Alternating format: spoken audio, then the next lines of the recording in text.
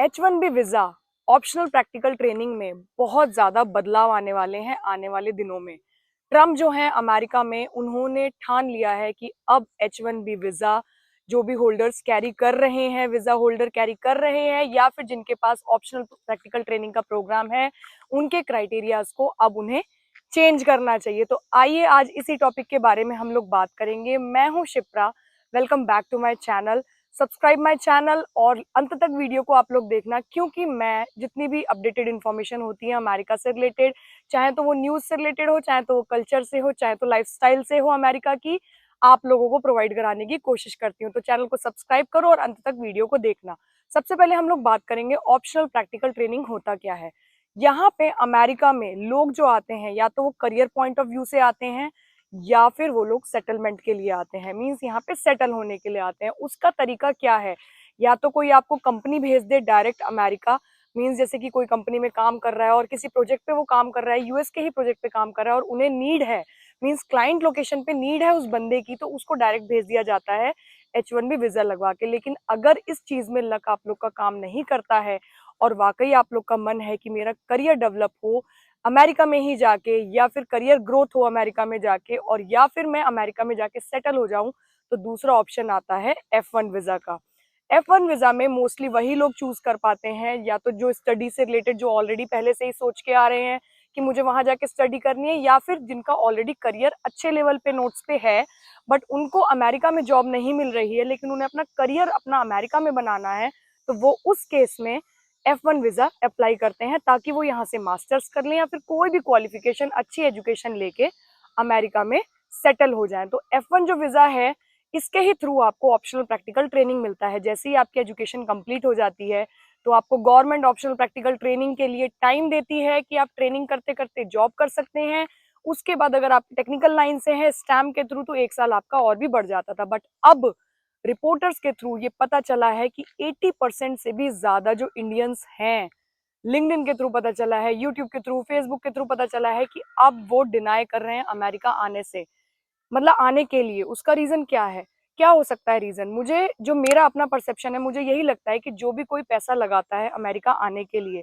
वो जरूर ये चाहेगा कि मेरी जॉब लगे। अगर जॉब के लिए भी एक क्राइटेरिया देखा जाएगा, क्योंकि जब भी आप ऑप्शनल प्रैक्टिकल ट्रेनिंग के थ्रू अगर आप दोबारा H1 वगैरह अपना लगवाते हो, मीन्स कुछ टाइम पीरियड के लिए ही आप ऑप्शनल प्रैक्टिकल ट्रेनिंग के थ्रू जॉब कर सकते हो, राइट? लाइक आपका 3 ईयर्स के लिए,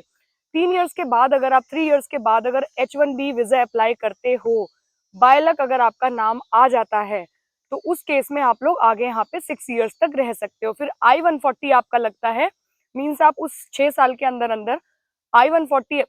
अपना वीजा लगवाते हो और उसके थ्रू फिर आपका एक्सटेंड होता रहता है, मीन्स आप आगे तक जॉब कर सकते हो। लेकिन अभी क्या हो गया है कि जब भी कोई F1 वीजा के थ्रू आएगा, ऑब्वियसली सी बात है वो फ्रेशर लेवल पे ही लगेगा, क्योंकि मास्टर जिस भी उसने क्वालिफिकेशन से की होगी, डायरेक्ट उसका एक्सपोजर तो नहीं होगा, तो फ्रेशर लेवल पे ही ओपीटी को यहाँ पे माना जाता है। अब फ्रेशर लेवल के लिए भी अगर एक क्राइटेरिया चूज कर दिया है इन लोगों ने, मीन्स अगर ये सोच लिया है कि हम एक्सपीरियंस वाले बंदों को लेंगे, मेरी पिछली वीडियो में मैंने आप लोगों को इन्फॉर्मेशन प्रोवाइड कराई थी कि यहाँ पे अब H1B होल्डर्स जो देखे जा रहे हैं, मींस जो H1B holders means H1B visa जिनका लगेगा, उनको सिर्फ इस बेस पे लिया जाएगा कि उनका पैकेज जो है वो हाई है कि नहीं है, और कितना उनके पास एक्सपीरियंस है। और पैकेज मिलना इजीली बात नहीं है यहाँ पे, यहाँ पे पैकेज मिलना बहुत ही कठिन है, क्योंकि आपका एक्सपीरियंस, आपके सर्टिफिकेशंस, आपका बैकग्राउंड, कितने दिन से आप किस प्रोजेक्ट पे काम कर रहे हैं, कितना आपको थियोरटिकल कितना प्रैक्टिकल नॉलेज है, बहुत बड़े लेवल के इंटरव्यूज होते हैं, उसके बाद ही आके आपका अच्छा पैकेज यहाँ पे हो पाता है। अगर वो सारी चीजें अगर आप चेक की जाएंगी H1B वीजा के लिए, तो ऑप्शनल प्रैक्टिकल ट्रेनिंग वाले डेफिनेटली सी बात है कि उनको जॉब नहीं मिल पाएगी। जब उनको जॉब नहीं मिल पाएगी, तो यहाँ पे स्टडी करने का मोटिव ही क्या है? लोग यहाँ पे सेटल होने के लिए ही यहाँ पे F1 वीजा लगवाते हैं, क्योंकि वो कहीं ना कहीं यहाँ से पढ़ाई कर रहे हैं, अच्छा पैसा ले रहे हैं। और दूसरी चीज, F1 वीजा लगाने के लिए भी आपको पता है यहाँ पे एजुकेशन लेनी पड़ती है। एजुकेशन के लिए आप लोग लोन उठा लेते हो, स्टूडेंट लोन उठा लेते हो। अगर जॉब ही नहीं लगेगी, तो भाई आप लोग स्टूडेंट लोन कैसे चुकाओगे? ये भी एक बहुत बड़ी समस्या है, क्योंकि देखो इंडिया में ना 20-30 लाख की वैल्यू है आज भी, राइट? और 20-30 लाख तो सिर्फ आप, मैं ये बता रही हूँ, बहुत बेकार कॉलेज में इतना एडमिशन में आपका चार्जेस लगता है। 50-50 लाख, 1-1 करोड़ तक चला जाता है, क्योंकि आप रह भी रहे हो, खा भी रहे हो, तो कम्यूट है यहाँ पे सिस्टम, मीन्स जो आप गाड़ी से जाते हो आते हो, या फिर जो भी आपका तरीका है कैब वगैरह का, वो सारी चीजें आपको खुद ही बियर करनी पड़ती है। तो अगर ये सारी चीजें बियर करने के बाद भी अगर नौकरी नहीं लग रही है तो बहुत दिक्कत वाली समस्या है। इसीलिए रिपोर्टर्स के थ्रू पता चला कि जो 80% फीसदी हमारे लोग हैं, 80% जो लोग हैं मीन्स जो स्टूडेंट्स हैं, वो अब नहीं आना चाह रहे हैं। क्योंकि करंट सिनेरियो ये है कि अभी रिसेंटली आपको पता है नए नए रूल्स निकलते जा रहे हैं, नए नए ट्रम्प्स लॉज निकाल रहा है, राइट। H1B होल्डर का भी स्टे रुकवा दिया, लाइक 60 डेज का पहले क्या होता था, ग्रेस पीरियड मिलता था, वो तक रुकवा दिया। अब इतनी ज्यादा प्रॉब्लम हो जाती है, लोगों की जॉब छूटती नहीं कि वो लोग पहले से ही प्रेशराइज हो जाते हैं कि हमें जाना ना पड़े। साथ के साथ डिपोर्ट के लिए इतना ज्यादा उन लोगों ने कल्चर डिफरेंट कर दिया है, मीन्स यहाँ का जो क्राइटेरिया है वो ही डिफरेंट कर दिया है कि इमिग्रेशन टीम जा जाके कंपनीज में चेक कर रही है, राइट। तो मेरा एक यही सजेशन आप लोगों से है कि आप लोग अगर F1 वीजा के थ्रू अगर आ रहे हैं, देखो H1 तो अब अगर आप लगवा भी रहे हो ना अपना, अगर आप फ्रेशर हो, इनिशियल लेवल पे अगर आप सोच रहे हो कि मेरा H1 लग जाएगा किसी कंपनी के थ्रू, तो वो जो लॉटरी है ना, वहाँ लॉटरी में चेक होगा कि कितना आपका पैकेज है, कितना आपका एक्सपीरियंस है, उसके बेस पे आपका H1B वीजा लगेगा, मीन्स निकलेगा, लॉटरी में नाम आएगा। 85,000 लॉटरी में आपको पता है कि एम्प्लॉयज आते हैं, जिसमें से 20,000 जो होता है वो स्टूडेंट के रूप में आते हैं और 65 जो 1000 है वो हमारे एम्प्लॉयज के रूप में आते हैं। मीन्स स्किल बेस्ड जो आपका लॉटरी निकलता है H1 का, वो 65,000 लोगों का होता है और 20,000 हमारे स्टूडेंट वीजा पे लोग आते हैं यहाँ पे। तो उन लोगों के लिए अब कहाँ से कहाँ तक रोक लगा दी गई है, जिसकी वजह से सभी लोग परेशान इस वक्त चल रहे हैं। अमेरिका की हालत इस वक्त खस्ता इसलिए हो रखी है क्योंकि अमेरिका के जो लोग हैं उन्हें ही जॉब नहीं मिल पा रही है, सिर्फ इंडियंस की वजह से या फिर अदर कंट्रीज की वजह से, जिसकी वजह से ट्रम्प को ये एक्शन लेना पड़ रहा है। और जब तक ट्रम्प है तब तक अमेरिका के लिए बहुत अच्छे अच्छे लॉज निकलेंगे, अदर कंट्रीज के लिए लॉज का नहीं देखा जाएगा कि क्या लॉज निकल रहे हैं। तो मेरा यही एक छोटा सा आप लोग के लिए सजेशन रहेगा कि अगर आप लोग F1 वीजा पे आ रहे हैं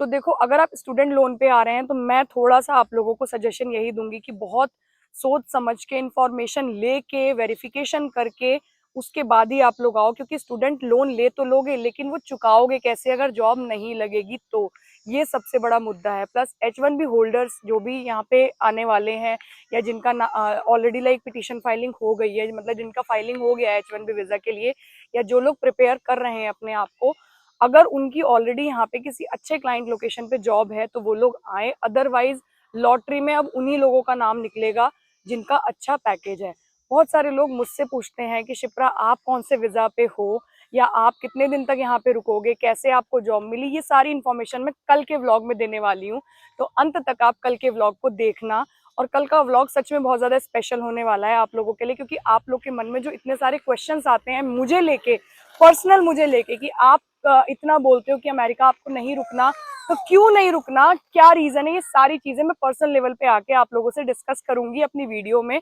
तो कल का व्लॉग बहुत ज्यादा इंपॉर्टेंट होगा और अंत तक जिसने वीडियो को देखा होगा उसको ये इन्फॉर्मेशन मिल गई होगी कि मेरा कल का जो व्लॉग है वो मेरे से रिलेटेड आने वाला है। तो थैंक यू सो मच आज का व्लॉग देखने के लिए। और OPT और H1 जो वीजा है, H1 वीजा जो होल्डर्स लोग हैं वो लोग अभी परेशान ना हो, क्योंकि जो लोग ऑलरेडी यहाँ पे आ चुके हैं अब उनका क्या कर सकते हैं, जैसा भी गवर्नमेंट करेगी उस हिसाब से उन्हें सफर करना पड़ रहा है, चाहे वो मैं हूँ चाहे वो कोई भी है। लेकिन जो लोग डिसाइड करे नहीं है अभी या फिर कर रहे हैं, उनको बहुत समझदारी से काम लेना होगा, क्योंकि एजुकेशन ऐसा नहीं है अमेरिका में ही अच्छी है, और भी अदर कंट्रीज है जहाँ पे एजुकेशन अच्छी है। तो कल दोबारा एक ब्लॉग में नए में मिलते हैं। बाय।